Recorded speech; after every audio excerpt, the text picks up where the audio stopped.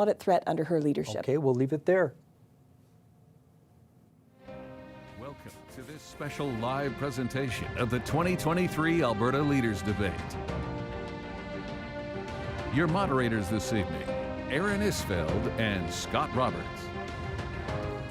Good evening, everyone, and welcome to the 2023 Alberta Provincial Leaders Debate as we count down to Election Day on May 29th. I'm Aaron Isfeld with CTV News. And I'm Scott Roberts from Global News, and we'll be serving as your moderators tonight, broadcasting on television, radio, and streaming online. And we've invited the leaders with seats in the legislature to participate here tonight and make their pitch to you, the voters, for their vision for Alberta on some of the key issues. And here they are right now. From the United Conservative Party, Leader Danielle Smith, and from the Alberta New Democratic Party, Leader Rachel Notley. Welcome to you both.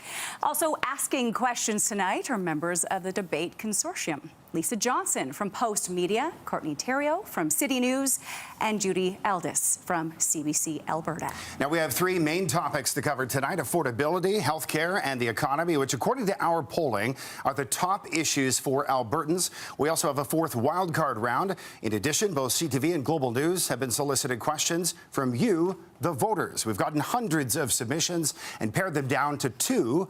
Aaron and I will put those questions to the leaders. And there are some rules tonight, and here they are. Both parties have agreed to all of these rules for tonight's debate. Each leader will have 1 minute to make their opening remarks. Over the course of the hour, 10 questions are expected. Each will be directed at a specific leader who then has 45 seconds to respond. The other leader will have time for a rebuttal, followed by free debate. And there will be an all-important countdown clock that the leaders can see here in studio, with 30 seconds left in their answer, so they know when it is time to wrap up. And as we near the end of the debate, each leader will have time to make their closing remarks to Albertans. Well, the speaking order tonight was determined by a random draw, and a reminder to Ms. Smith and Ms. Notley not to talk over one another. We want to ensure that the discussion can be heard clearly for our audience at home, and we're not going to hesitate to step in to ensure that that is the case. All right, it is time to get started. First up tonight, Danielle Smith from the UCP with her opening remarks. Ms. Smith, you have 1 minute. Good evening. Elections are about making important choices for you and your family.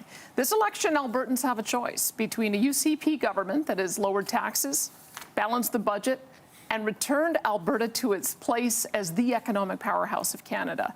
Or we can choose to go backward with the same failed NDP policies that hiked taxes, drove out jobs and investment, and almost bankrupted our province. We can't afford to go back. We need to go forward.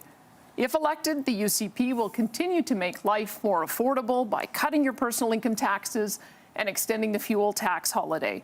We'll crack down on criminals with more officers on the ground and ankle bracelet monitoring of violent offenders out on bail. And we will continue to invest in healthcare and mental health addiction treatment while ensuring no Albertan ever has to pay out of pocket to see a family doctor. Alberta's opportunities are endless, and I know our best days are still ahead. Thank you, and I look forward to the debate. Ms. Smith, thank you so much. The floor is now yours, Ms. Notley, for your opening remarks. To begin, I want to thank our firefighters and say that my thoughts are with those Albertans who are out of their homes right now. Tonight, I want to talk about a better future for Alberta, where we fix healthcare, lower household costs, and create jobs. This election is about trust, and it's about leadership. You know you can't trust Danielle Smith, so my offer to you is this. I will work every day to be the premier you deserve, creating jobs and diversifying for the future. I won't raise your taxes. I will cap your bills. I won't fund a war room. I will fund an emergency room. And I won't ever make you pay to see a doctor. I'll protect our healthcare, protect our mountains, and protect your pension. And having learned today that Danielle Smith broke the law, I will also protect our law, and I will never break it. When I say something, I mean it, and that's the difference between Danielle and me. Ms. Notley, thank you for your opening remarks. Well, affordability, rising interest rates, and inflation have been top of mind. Big issue for a lot of Alberta families struggling to make ends meet. The first series of questions tonight are based on that issue, and question number 1 goes to Lisa Johnson from Post Media. Thank you. This first question is for UCP leader Danielle Smith. We've been dealing with an affordability crisis for over a year. We have seen temporary measures put in place, including rebates and affordability payments, which are only applied to some Albertans. What will you do to support all Albertans with the rising cost of living as inflation continues to have a real impact? One of the first things that we knew we needed to do was address the inflation crisis created, let's be fair, by the Liberal NDP coalition in Ottawa, spending too much money, driving up the cost of everything. And there's only so much we can do here. So we gave $600 affordability payments. We gave a rebate on fuel taxes to offset the federal carbon tax. And we also made sure that we were going to put on electricity rebates so that people paid less on their power bills. What we have to do going forward is more than that. We know we're going to continue to see an increase in the federal carbon tax. That's why we're going to offer an 8% personal income tax rate. It brings us pretty much in alignment with Alberta or with Ontario and British Columbia. It'll give $1,500 per family, and we'll also extend that fuel tax rebate until the end of the year. Okay, Ms. Smith, thank you. The same question to you, Ms. Notley. Well, thank you. You know, under the UCP, the fact is that most Albertans' utility bills look more like a mortgage payment. And your insurance costs for your car, well, that looks more like what you save up for your whole summer vacation. Now, those costs were under control when we were in government because we had put caps in place to protect Alberta families. Unfortunately, the UCP chose to remove them, and now costs are spiraling. So we're going to help. We're going to put a cap back on car insurance, not a pretend one like Danielle Smith did a couple months ago, but a real one. And we're going to help families reduce their utilities. And most importantly, we will never, ever, ever make them pay to see a family doctor. All right, Ms. Notley, thank you. We're going to open it up to the first free debate on this issue tonight, starting with Ms. Smith. And a UCP government will never, ever make you pay for a family doctor either. What we also won't do is cause an increase in your power bills. Ms. Notley is not taking responsibility for the fact that she created the power bill crisis. At the time, Alberta Party leaders said it was the biggest mistake of the NDP government because of their ideological changes. By phasing out coal early, they added $2 billion to the cost of your power bill. And as a result, we're seeing the consequences of that today, and she's not stopped. She's going she wants to achieve the 2035 net zero target put forward by Justin Trudeau. That'll cost $52 billion and increase your power bill another 40%. We can't afford to do that. Well, you know, here's the thing. We actually put a cap in place, and we did that so that people's utilities and their electricity wouldn't get out of control. And it got out of control when the UCP remove the cap. But let's talk about something else, though. Let's talk about healthcare costs as they impact affordability. You claim that you won't raise costs. But Danielle, you know, I've known you for at least a decade, perhaps more, and I've watched your career, and you have argued passionately in multiple settings for your belief that you care about passionately, those were your words, making people pay more for their health care. So my question to you is, why are you not running on the thing that you believe? Why are you not being honest with Albertans? Why aren't you making the argument that you think having them pay more is what you want? Because you've said it in video, in papers, in speaking tours, in the legislature for over a decade. Ms. Smith, we're going to let you jump in here. I know Ms. Notley likes to show grainy videos of things I said while I was on radio. And the reason she does that is she doesn't want to run on her record. And the reason she doesn't want to run on her record is it was an absolute disaster. She racked up $70 billion in debt, more debt than any premier, actually all premiers combined in Alberta's provincial history. She talked about deception. Did you remember her running on a carbon tax in the last election? I sure didn't. And that increased the cost of everything. We eliminated it, but Justin Trudeau wouldn't let us keep it off. And now Ms. Notley has not stood up to her boss, Jagmeet Singh, in Ottawa, and worked with us to say don't increase that carbon tax any further. And in fact, certainly don't increase it 300%. No one has any credibility talking about affordability as long as they support a carbon tax, which is going to increase the cost of everything. Ms. Smith, I'm sorry. You talk about grainy videos, but actually we had high definition 18 months ago when those videos of you arguing for people to pay for their health care came out. And you know what? We had high definition when you said you wanted to sell our hospitals across Calgary. And you know what? We had high definition a week ago when your deputy premier said that he thought people should pay to use the emergency room. We're going to have to leave this right here. We got a lot to get to tonight. We've got to move on. And our next question comes from Courtney Terrio from City News. Courtney. Thank you. This question is for NDP leader Rachel Notley. Now, no matter the provider or contract situation, utility costs remain high here in Alberta. Now, I know you both touched on previous policies, but my question is, what can government do to bring down the actual cost of utilities going forward? Well, that's a very good question. And what we absolutely have to do is find a way to reduce those costs. A lot of Albertans aren't aware that in the pre-election period, the UCP put a cap on what folks are paying for their electricity just for the last 4 months. What they don't know is that, in fact, come June, they're going to have to pay that back. And that's going to cost about half of Alberta families about $200 million. So the first thing that we will do is we will actually have those families' backs, and we won't force them to pay back the cost of Danielle Smith's pre-election attempt at distracting people from what UCP policy has done to their utilities. But then going forward, we have to find a way to keep those costs lower. All right, Ms. Notley, that's your 45 seconds. A rebuttal to you, Ms. Smith, 45 seconds. Well, the first thing is that we have to build a power grid based on it being reliable and affordable as opposed to based on ideology. We have a federal government that is propped up by the NDP that has put war on natural gas. Our power grid here is almost 90% natural gas, and yet we have a federal government that wants us to be able to be completely abated on natural gas by 2035. That is the commitment that Ms. Notley has signed on to. She wants to achieve that. That's going to cost $52 billion and increase our power bills 40%. The other thing that's going to happen is they also want us to phase off completely in their new green building strategy, phase completely off natural gas, which one of the presidents of our large companies has said would cost another $75 billion. That is not the way to get affordable energy for Albertans. Okay, Ms. Notley, you now have the floor for your rebuttal. Well, thank you very much. Well, let me just say, first of all, that the numbers that Ms. Smith are throwing around are numbers that have been fully discredited. And they've actually been discredited by the people that the UCP hired to come up with the numbers. Almost the day after they came up with those numbers, the firm came out and said, nope, those weren't right. And in fact, the other report that they were relying on was also deeply flawed. What we know is that there is roughly $16 trillion of international investment floating around out there looking to invest in renewable energy. And if we are going to be forward-looking, if we are going to create jobs, if we are going to position our economy for the future, we need to go out there and get that investment. We can't look backwards. We have to plan forwards. That's who Albertans are.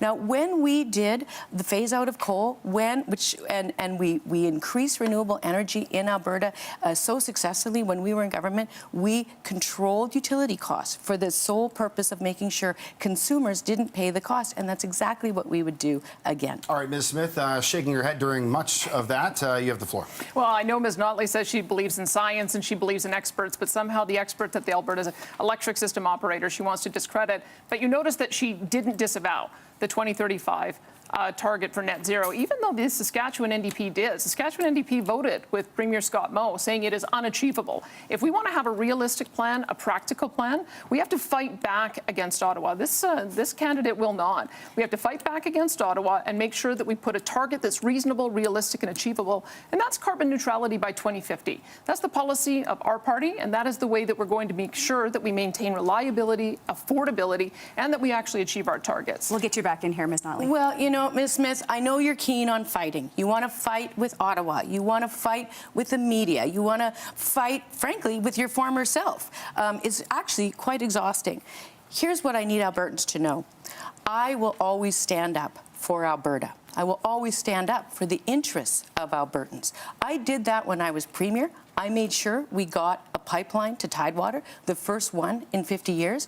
I did that standing up against the BC government. I did it standing up with a federal government, and that's my record, and that will also be my blueprint. So, Ms. Smith, I just have to say I disagree with so much of what you had to say there. One last word to Smith on this topic. Well, Ms. Notley didn't stand up when Justin Trudeau cancelled Northern Gateway. She didn't stand up when Energy East pulled the plug. She didn't stand up when they brought in a tanker ban off the West Coast for our product, and she didn't stand up when the No More Pipelines bill was passed. Well, she will not stand up. In fact, you know that's not true. You commented on the fact that I made submissions to the Senate. You know that that's what I did on both of those issues. It was too late. And I must tell you, where do you think Justin Trudeau got the idea for just transition and for an emissions cap and for a carbon tax? He got it from Ms. Notley when she was Premier. And she's going to continue to implement these same kind of policies, and she's going to walk in lockstep with Justin Trudeau on making sure that they get implemented, and that's only going to harm our economy. All right, that is all the time we have for this topic, and in fact, for this portion of the debates. And when we come back, we will be talking more about healthcare and the economy. Please stay with us.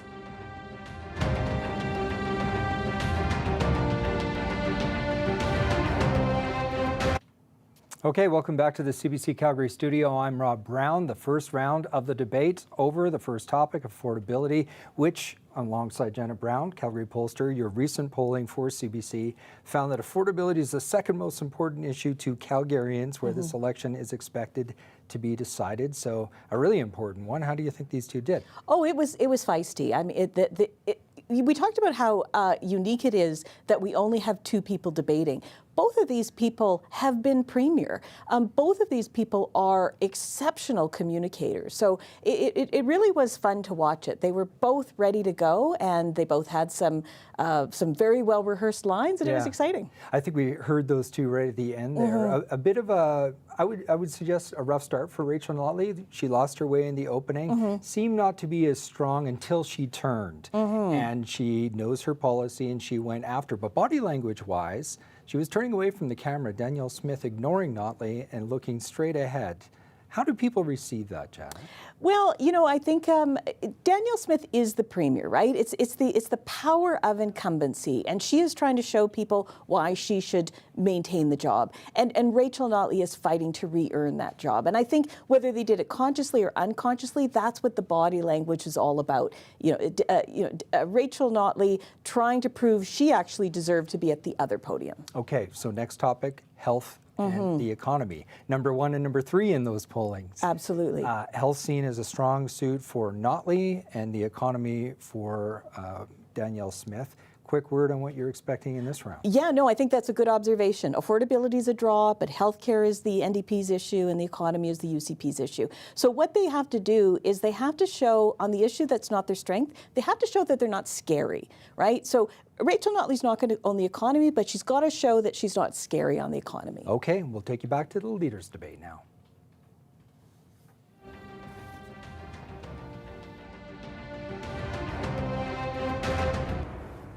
Welcome back to the Alberta Provincial Leaders Debate. UCP Leader Danielle Smith and NDP Leader Rachel Notley are here answering questions that matter to you. The state of health care is one of the most pressing issues in our province, highlighted by overrun hospitals over the winter months and the struggle for many Albertans to find a family doctor. That topic is front and center in this segment of the debate, beginning with a question from CBC's Judy Aldis. Thank you and good evening. Fixing healthcare isn't just about spending more money, it's about designing a more responsive and effective system. So, beyond dollars spent, what are your creative and transformative approaches to restoring confidence in the system for Albertans? And Ms. Smith, we'll let you have the first crack at that question. When I first got elected, I was being told that the AHS system was on the brink of collapse. You had unions saying that we needed to go back to mandates and start masking kids in school. And I said, absolutely not. We are not going back to that. If the problem is AHS, then let's fix AHS. So we talked to doctors and nurses and paramedics on the front line. We listened to them and we implemented their ideas. And guess what? It's working. Hospital wait times are down. EMS response times are down. We have effectively ended red alerts for EMS in both of our major cities. Ambulances in rural are staying in rural, and we're reducing surgical wait times. We're going to be able to keep this going. And if we continue at this rate, we will have completely eliminated our surgical backlog by this time next year and be the first province in the country to do so. And your rebuttal now, Ms. Notley. Well, I will say Albertans have had enough of driving hundreds of kilometers to get the emergency care, obstetric care, cardiac care, any kind of care that they need. They're tired of looking for doctors. They're tired of 15-hour waits in the emergencies rooms. And they're particularly tired of having the UCP tell them, oh, the problem's fixed. There is no problem. There is a problem. We've put forward a reasonable, practical solution. The answer is to get more Albertans access to a family doctor. By doing that, with our costed plan, we can take the pressure off of our emergency rooms, off of our surgical wait times, off of our ambulances, and we can also make sure that nobody ever, ever, ever has to pay to see a family doctor.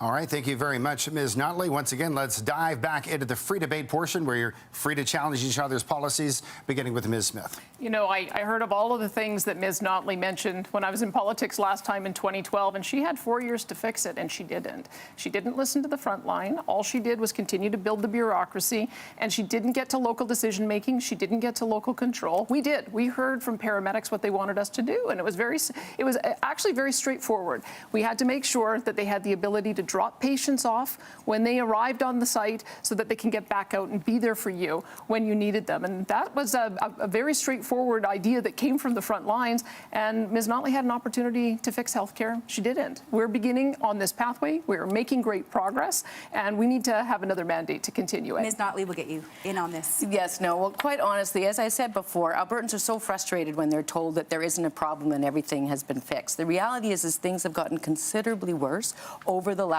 4 years. The UCP cut funding dramatically. They ripped up the deal with the doctors. They told nurses that they needed to be laid off. They threatened to lay off 10,000 frontline healthcare workers, and then COVID hit. So, and the result, unfortunately, is we've got whole cities without access to family doctors.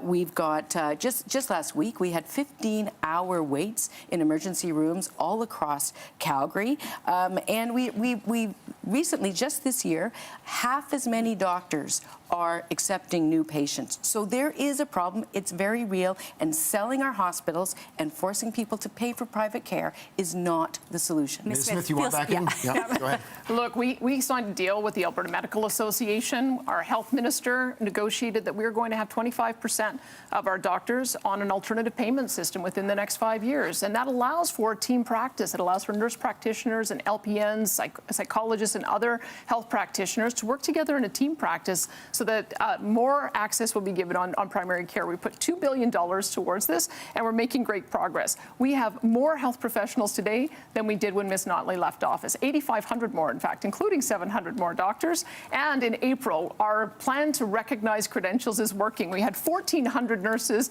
who are now licensed and able to practice in Alberta, more than any time in the previous 3 years. The system is working. We've got much more work to do. We know that, but we've got to continue on the work that we have, because I've got the courage. I've got the courage to talk to the front line, and I've got the courage to be able to implement some of the suggestions that they make. Ms. Notley has demonstrated. All right, we're just going to leave it at that question because we have another one on health right now. You bet. Our next question is from Lisa Johnson from Post Media. There is already a lot of private delivery in our public healthcare system, which has existed under the NDP and UCP governments. What criteria would you apply to determine when expanded private delivery is appropriate? And we'll go to Ms. Notley first, please. Well, honestly, I mean, at this point, what we would always look at is to get the best care for the greatest number of people in the most efficient and cost-effective way. Now, as you may know, there was a study that came out today, just today, on the success of the Alberta government's surgical care initiative. And what they concluded was that the number of surgeries went down and the cost went up. Now, that's not entirely surprising, because most often when you engage in experimentation with privatization, that's what happens. It's the same thing that's going on with the lab situation in Calgary right now. With the UCP's intention to increase private lab services, we now see Calgarians waiting up to a month to get a simple blood test. It doesn't work. We need to focus on public health care. All right, Ms. Notley, that is your 45 seconds. Ms. Smith, over to you. We need to have publicly funded health care for both doctors and doctor-run surgical centres. We have 300,000 surgeries being done per year. 60,000 of them are in doctor-run surgical centres that Ms. Notley apparently wants to shut down. She hasn't answered the question about how we would be able to replace those surgeries. And I can tell you what is actually happening, because a lot has changed since November when we started making these changes in healthcare. What has happened, in fact, is that we identified that there were 39,000 people waiting longer than medically recommended. We've been cutting that list down by 3,000 surgeries per month. We're now down to 30,000 people waiting. And as I said, if we continue at this pace, those waits will be completely over by this time next year. And I think that's something to celebrate and continue. Okay, let's open up the floor now to some free debate. Let's start with you, Ms. Notley. Well, thank you. I mean, again, I think that we need to understand that there is a very, very serious problem, and we are not a year away from fixing all these problems. Ms. Smith, unfortunately, is playing a bit with the statistics. Last November, we had a COVID wave and a flu wave, and she's now comparing statistics to that period of time. It's a seasonal change that she's trying to convince is turning into a long-term trend, but it's not real. What is real is that this year, or this spring, BC, Saskatchewan, and Manitoba filled all of their residency spots for family doctors. Alberta, for the first time, had 45 vacancies. And then they offered them up again, and there were still vacancies. And we don't have family doctors coming to work here in Alberta. And the reason is because Ms. Smith is doing things like referring to them as tyrants and suggesting that people who follow public health orders are Nazi sympathizers. And these things undermine the ability to attract frontline healthcare professionals. They don't feel respected, and they don't feel that this government is at all focused on science and having their back. Go ahead. Yeah. Our doctors, nurses, paramedics, and other health professionals are the heroes of our healthcare system. Everybody knows that. What I find so interesting is that Ms. Notley isn't running at all on her record from when she was Premier, because she would have to admit that surgical wait times actually went up for 9 key surgeries. She'd have to admit that she didn't actually have the courage to take on the challenge of reforming healthcare. We're already making progress. Of course, there's much more to do, but I am confident that with a new mandate, we'll be able to continue making this progress. The next step, of course, is building out our primary care system, building out continuing care, and adding more home care so that people can age in place, and making sure that we've got that team practice so that anybody has access to healthcare when they need it. Ms. Notley, care to respond? Yes, well, I mean, I think the fundamental problem here is that Albertans are deeply concerned at the notion of a Danielle Smith-led government reforming healthcare in any way, shape, or form. She claims she's guaranteed that nobody will ever pay for a doctor, but, you know, Ms. Smith, I was with you in the legislature in 2014. You stood up and you guaranteed you would never cross the floor. 3 weeks later, you crossed the floor. Your understanding of the word guarantee is very different than that of most Albertans. And most people are deeply, deeply troubled at the prospect of you reforming healthcare based on your 15-year record of advocating to make people pay out of pocket. Okay, we are there out of time for this one issue, but we're going to move on. And economy, definitely something that many Albertans are concerned about as we head forward, given the historic reliance on the oil and gas sector for jobs and government revenue, the world beginning to shift away from petroleum products. Economy and jobs are the key issue in this portion of the debate. With the first question, here is Courtney Theriault from City News. Now, both of you have made many promises in this election, committing to billions in new spending. With the price of oil sitting below budget projections at various times this year, and given that volatility, how will you pay for these commitments and stay on budget without steep cuts? That first question going to Ms. Smith. Well, I must say, I know Aaron in the intro talked about shifting away from petroleum products, and I would say that is the Notley view of the world. That is certainly not my government's view of the world. We believe that we are going to reduce emissions, not that we are going to reduce oil and natural gas. We know that with all of the exciting things that are happening with carbon capture, utilization and storage and all the green technology, we can continue to have a robust, vibrant oil and natural gas sector for years to come. What we want to do is make sure that we're finding more opportunities for our products, having bitumen be used more for asphalt so it reduces the amount of emissions, having LNG export, which creates a brand new stream of income for us. We know that as long as we keep our energy industry strong, we're going to keep Alberta's economy strong. Ms. Notley won't do that. I will. Okay, we'll leave it there. Ms. Notley, your rebuttal. Well, you know, there was actually some elements of what Ms. Smith said that I actually agree with. You know, I want to create jobs producing energy. I want to create jobs upgrading our energy. And I want to create jobs reducing emissions. And reducing emissions is absolutely the focus. It's not about reducing or production, it is about emissions. The difference is that Ms. Smith and her caucus have spent much of their career pitting emissions reduction efforts against economic growth. And when we do that, we fail on both. What we want to do is understand the economic opportunity that comes from investing in emissions reductions, attracting investment from other parts of the world, and growing jobs while ensuring greater markets for our oil and gas. All right, thank you, Ms. Notley. Let's go back to our free debate format right now on this economic question. Ms. Smith, to you. Ms. Notley has so many anti-oil and gas candidates, I have lost count, including one who compared it to slavery. And I know he hasn't apologized yet, nor have you, or condemned his comments. What I would say is that when you take a position of increasing business taxes, you're creating a lot of uncertainty in our sector. We took the 12% tax that Ms. Notley had imposed, brought it down to 8%, and look what happened. Year over year, we ended up diversifying our economy, attracting more investment, creating more jobs. More people are coming into this province than ever before, and what a bonus. We now have more corporate income revenue than we have in our history, $6.4 billion. When you reduce taxes, you end up attracting jobs and investment and people. When you increase taxes, you chase it away. She wants to increase taxes again. We can't let her do that. Ms. Notley. Well, 2 points there. First of all, I find it deeply ironic that Ms. Smith is talking about uncertainty and its impact on attracting investment. This is a person who, well, started by bringing in the Sovereignty Act, an act that her former finance minister very clearly said was going to chase away investment because it undermined the rule of law.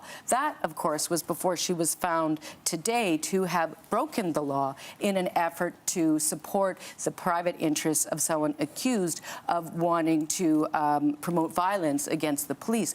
All of that chases away investment because it is such a profound compromise to the rule of law. But also, let me talk for just a moment about the issue of corporate taxes. Here's what we're going to do. We are going to take the lowest corporate taxes in the country and move them to be the lowest corporate taxes in the country. Lower than Scott Moe's, lower than Doug Ford's. And at the same time, we will have the income necessary to rebuild our education, rebuild our post-secondary, and invest appropriately in a stable system of healthcare. And all of that creates and attracts investment. Back to Ms. Smith. Ms. Notley, it's you and the CBC who need to apologize for Albertans. You flat out lied for several months saying that I and my office had contact Crown prosecutors. She said that is absolutely not true. And she also confirmed that I did not direct or interfere in any COVID-related cases. I would say that we have increased the amount of investment that has happened in our province. We have a $760 million renewable diesel project announced by Imperial. We have $600 million that came in from McCain's. Our Pathways Oil Sands Group is investing. We have an increase in the amount of drilling rigs. That is not a sign that people have lost confidence in our economy. You know what it is a sign of? That when you stand up to Ottawa and you tell the industry that you're going to stand up for them, they actually increase their amount of confidence and they increase their investment. Except that we have fewer corporate headquarters in Calgary, in Alberta now than we did before in 2019, before you announced your incredibly spendthrift corporate handout. All right, that's going to do it for this question. We have another economic question coming right now. And that's coming from Judy Aldis of CBC. Thank you. You've both mentioned the desire to reduce emissions. Both of your parties have signaled the desire, in fact, to move towards a net zero future. So, Ms. Notley, we'll start with you. Can you outline for us specific actions that you will take to make sure that that happens? Well, that's a very good question. So let me first point out, in contrast to what Ms. Smith had said previously, is that I was actually the first political leader in Alberta over a year ago to speak out on behalf of Albertans and point out that the draft emissions targets coming from the federal government were unrealistic. I do, however, believe that we need to come up with a Made in Alberta plan that includes practical, achievable emissions limits, and then we need to find and incent the investment. We have to compete with the U.S. and the Inflation Reduction Act to get that investment, but there's a lot out there, and we have some of that set out in our platform, but there's more to do. Okay, Ms. Smith, you're up next. Actually, what Ms. Notley has said is that she believes we need an emissions cap and that it needs to be very close to what the federal government is proposing. The federal government is proposing a 42% emissions cap reduction by 2030, which we know is a de facto production cap. And if we have a production cap, it means that we're going to reduce the overall amount of revenues. She has also confirmed, and not denied it this evening, that she agrees with the federal proposal for a net zero power grid by 2035, which we know will cost $52 billion and increase your electricity bills by 40%. We have seen this newsreel before. It's why she doesn't want to talk about her record. When she came in, increased the corporate tax, brought through a surprise carbon tax, increased personal income taxes, 183,000 jobs were lost in the first couple of years. Well, let me just say, first of all, when we talk about my record in oil and gas, I think it's kind of hard to forget the big thing, which is the first pipeline to Tidewater in 50 years. That's my record.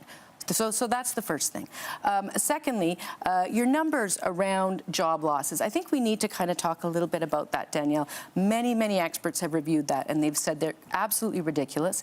In fact, at the end of our term, we had, after a very difficult recession, we came out about 45,000 jobs ahead. And if we were to use your means of coming up with that 180,000 number, the number of jobs lost under the UCP would be over 250,000. So I think Albertans really deserve leadership that will not try to mislead them, but will actually have conversations based on applicable and relevant facts. Ms. Smith, back to you. Sure, I'm happy to use the same measure because if you look at our measure, we have increased our net jobs 136,000 since the UCP got elected. So that's, by my count, I guess, 3 times what Ms. Notley was able to do. And there's a reason for that, is because investor confidence has returned. People know that if you elect a UCP government, you're going to get lower corporate taxes. We're not going to come through with surprise taxes. In fact, we're going to have a tax hike guarantee so that if there is ever a proposal for an increase in carbon tax or personal taxes or sales taxes, it has to be put to the people, because these kinds of policies end up chasing away investment, and it costs average taxpayers and it costs average citizens the most. Ms. Notley won't agree to that, and it's the reason for that is she wants to increase corporate taxes, which are going to, once again, chase out investment just like it did last time. Don't want to cut you off, but I want to get Ms. Notley in here. When the UCP announced their multi-billion-dollar corporate handout to corporations, here's what happened. We lost 50,000 jobs, we doubled the deficit, and the economy slowed down. 4 years later, we have fewer corporate headquarters than we started out with.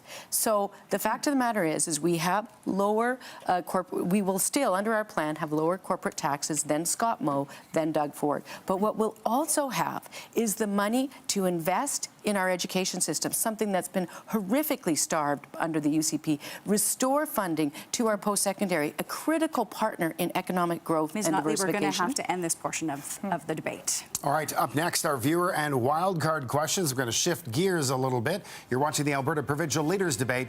Back in just 2 minutes.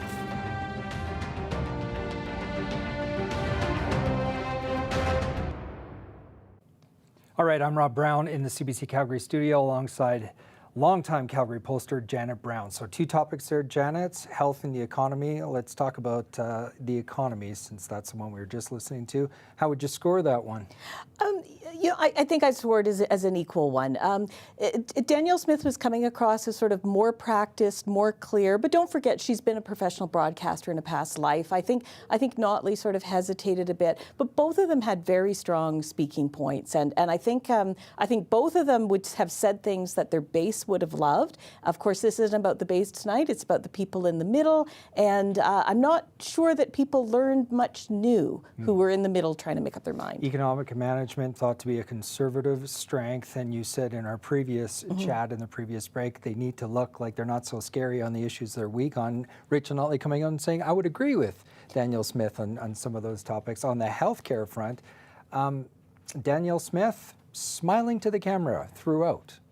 Right. She was not going to be rattled. She was not going to let she was not going to let Rachel Notley get under her skin. And that was important. It's important tonight for Danielle Smith to look like she is level-headed. One of the things I thought that Notley did that was interesting was when she talked about the economy, she kept drawing it back to health and education. So she recognizes economy is not her strength, but she was trying to remind people all through that economic discussion that having good social programs is part and parcel of having an attractive economy. And as you pointed out, Notley's trying to bait Smith, and Smith has not taken the bait so far. She was locked in a room last night with her handlers, and they said to her all night long, do not take the bait. And as I said, she's been a professional broadcaster in the past, and as long as she sticks on script, she seems like a very measured person. Okay. It's when she gets off script. We'll see if she continues to do that with the wild card question coming up.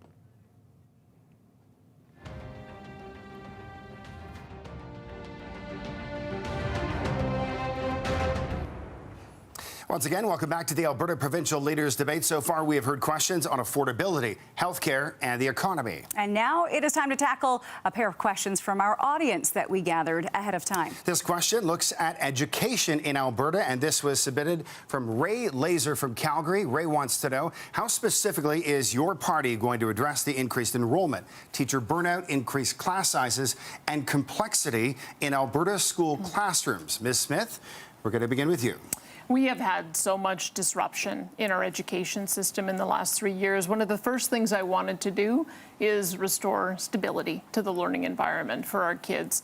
We know one of the most difficult things that our young people are facing is social anxiety and mental health. And so that's part of the reason why we now spend more money than we ever have in our history on education. We have invested in complexity funding for classrooms so that school boards can decide what the best use of that is, whether hiring more teachers or having education assistants or other psychologists. And we're going to make sure that we continue to build more schools. We've built or modernized 106 new schools, and we're going to keep on doing that. Under the Notley government, they only built 47 schools. Okay, Ms. Notley. So much of that's not true, but let me start with this. I have watched for 4 years with great alarm what the UCP has been doing to our school system. I imagine a 6-year-old child in grade 1 in a class that unfortunately has 28, 29, 31, 32 children in it, and she puts her hand up to get help, and she waits for a minute, 2 minutes, 3 minutes, and nobody comes. So she puts it down, and it happens a few more times, and she stops trying. Over the last 4 years, we've had 35,000 net new children enter our schools, and the UCP have not hired a single new teacher. In fact, they fired some, and they also fired about 10,000 educational assistants by tweet. We have a plan to fix this, and I look forward to talking more about it. All right, Ms. Notley, that is your 45 seconds. Let's go to free debate now. Ms. Smith. Well, I think that what people might be forgetting is we did have a lot of disruption over the last few years, and that's part of the reason we need to have stability back in our system. I don't think teachers forget, though, that under Ms. Notley, they got no wage increases, 0% year after year. Under a UCP government, we gave them a much-deserved 3.75% wage increase. And I think that that's what we're hearing from the front line. They want to be respected, they want to be supported with educational assistance, and they also want to have a little bit of stability so that they have time to deal with the very severe mental health crisis of our kids. Heads, jump in there, please. Yeah, there have been profound funding cuts to our education system under the UCP. We now have the most crowded classrooms in the country. That was not the case when we left office, but it is the case now. They, as I said, fired 10,000 educational assistants by tweet on a weekend. They also, in order to cut their budget, they did it on the backs of vulnerable children with disabilities ages 3 to 6 by cutting hundreds of millions of dollars from PUF funding. What that meant is that kids all across our province are falling through the cracks. I've been to schools where teachers and EAs are crying about what they can't get a handle on. So the stress wasn't COVID. The stress is this government.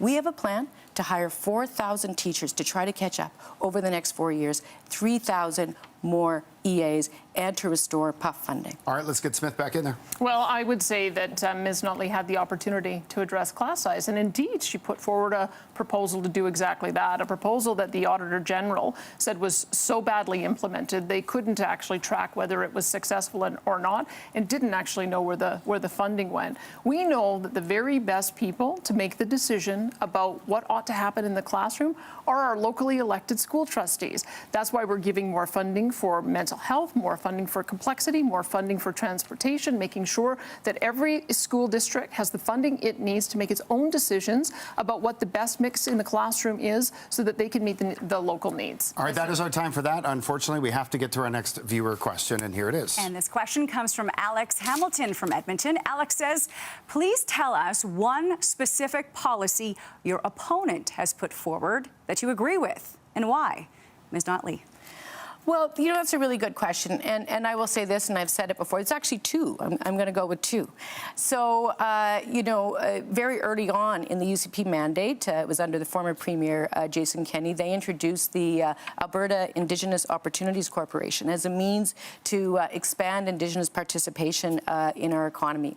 We like it. We're going to expand it, and we're going to expand the number of opportunities that would qualify for that kind of support with Indigenous communities across the province. Another one was they expanded funding of the film and TV tax credit, and that was a good idea.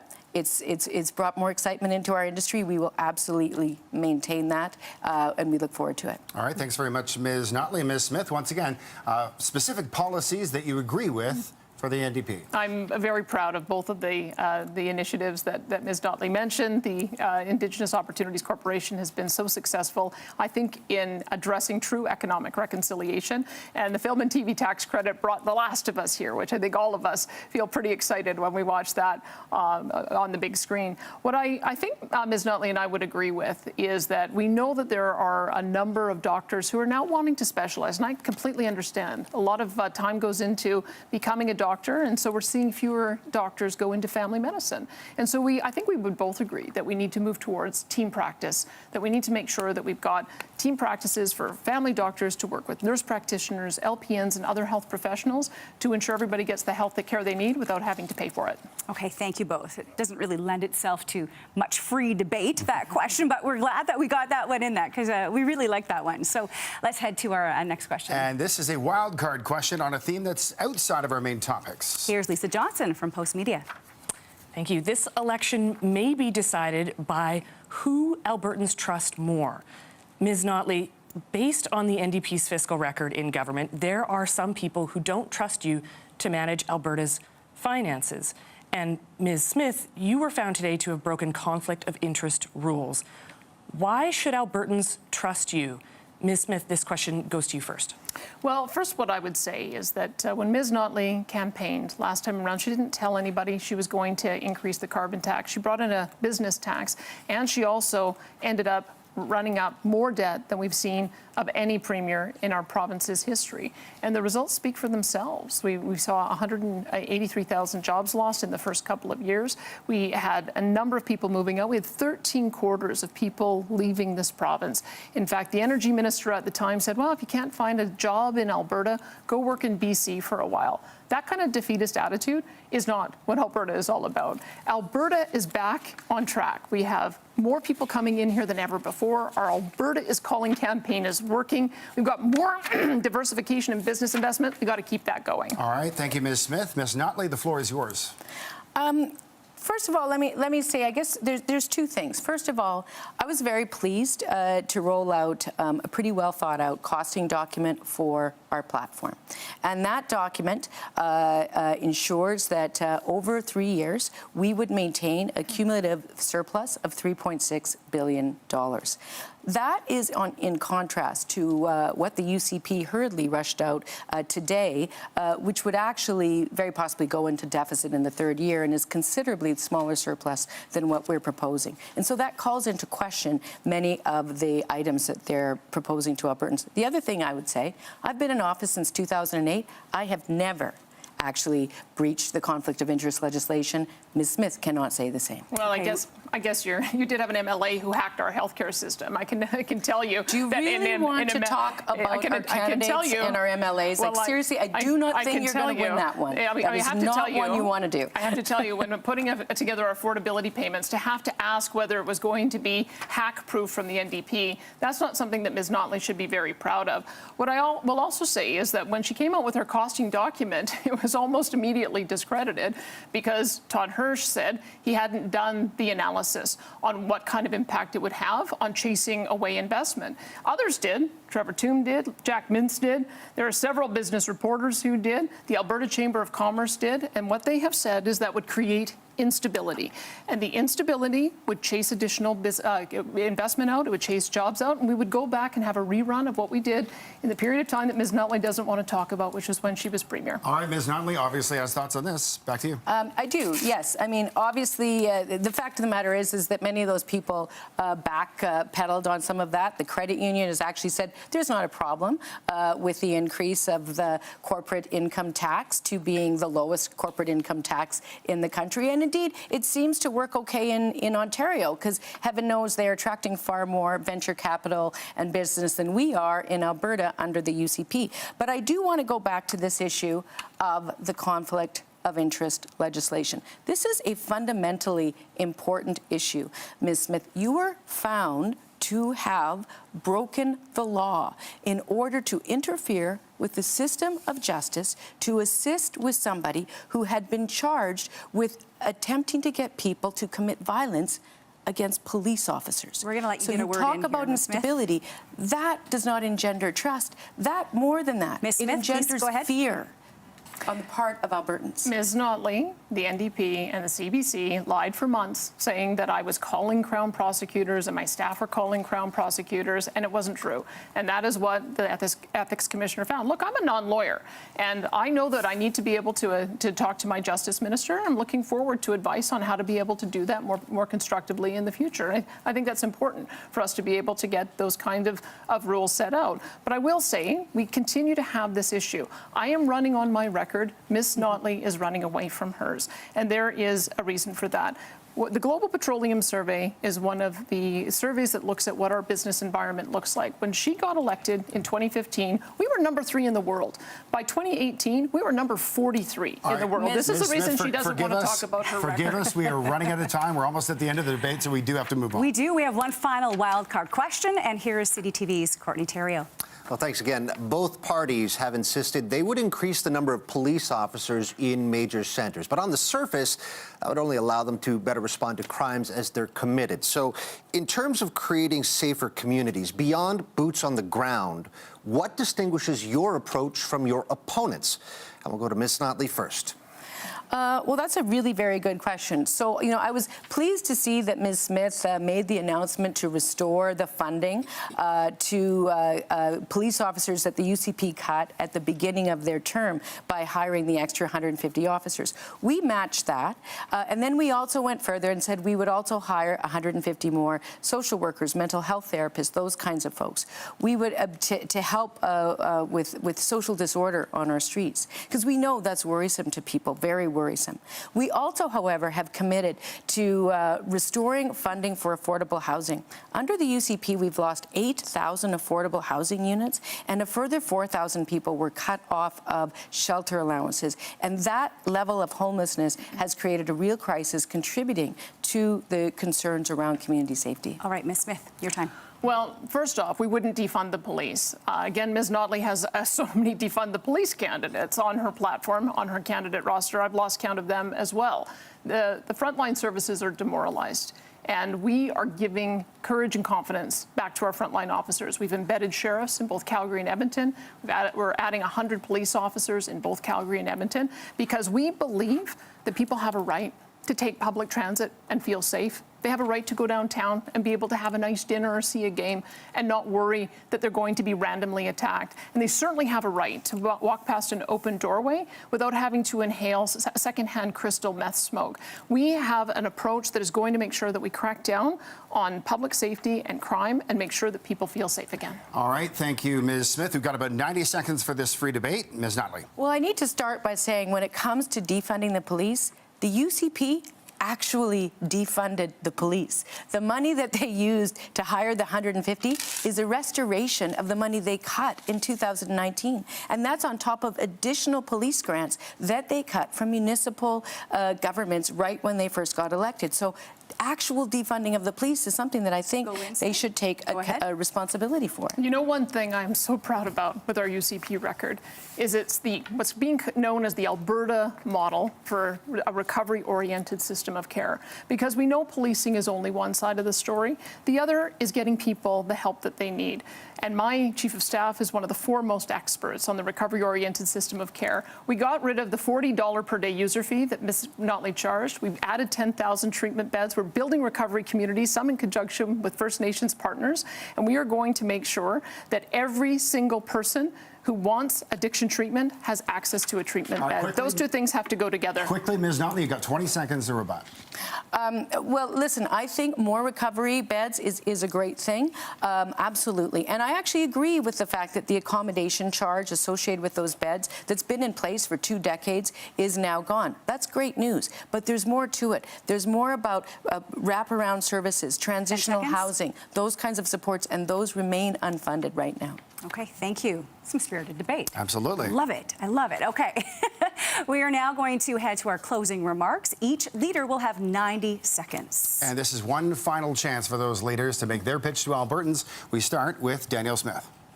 I first want to say how much of an honor it's been to be your premier for these last 7 months. I've been overwhelmed by the generosity and kindness of Albertans that I meet every single day. These last 3 years have been difficult for all of us. And now the wildfires are testing our resolve as a people once more. But I know that together we will overcome every challenge we face, whether it's a pandemic, a flood, fire, or economic headwinds. We will take care of one another, and we will move our province forward to a better future. My commitment to each of you, if re-elected, is to serve you with everything I have and to the best of my ability, however imperfect that may be at times. I will continue to focus on growing and diversifying our amazing economy, making life more affordable and our communities safer, and improving healthcare for all Albertans. And I will carefully listen to you and my UCP caucus, because whatever I may have said or thought in the past while I was on talk radio, Albertans are my bosses now, and my oath is to serve you and no one else. I love this province and everything it stands for.